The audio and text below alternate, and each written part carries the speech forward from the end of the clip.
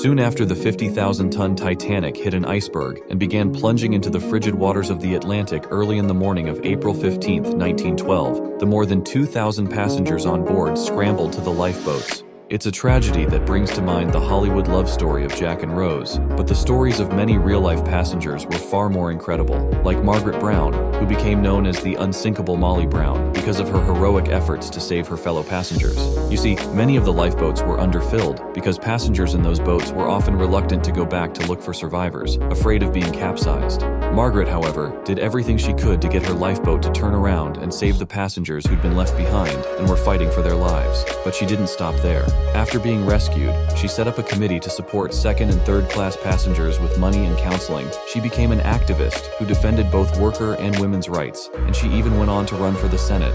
However, despite all of her achievements, most people have never heard of this amazing woman.